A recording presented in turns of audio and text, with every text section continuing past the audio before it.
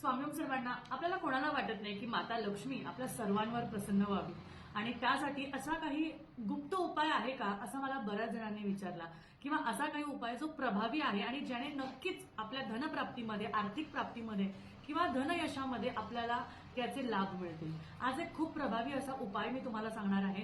कुठल्याही गोष्टीचं तुम्हाला काही करायचं नाही, फक्त 121 दिवस सलग हा उपाय करायचा आहे आणि काय करायचं तेही सांगणार आहे।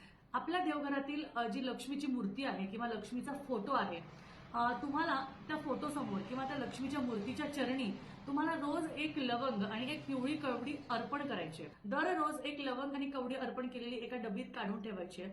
असे 121 दिवस तुम्हाला करायचे, म्हणजे 121 लवंग आणि 121 कवड्या तुमच्याकडे जमा होतील। त्या कवड्या 121 दिवस झाले की तुम्हाला माता लक्ष्मीच्या चरणी कोल्हापूरला जाऊन ते अर्पण करायचे आहे आणि तिथे तुम्हाला जाऊन तुमची जी इच्छा आहे, तुमची जी आकांक्षा आहे ती तुम्हाला सांगायची आहे, देवीची खणा नारळाने ओटी भरायची आहे आणि या 121 दिवसांमध्ये सुद्धा तुम्हाला हे जाणवेल की आपल्या आर्थिक प्रगतीमध्ये बदल झालेला आहे किंवा त्यातल्या त्यात माता लक्ष्मीचा कुठेतरी आपल्याला हात मिळालेला आहे।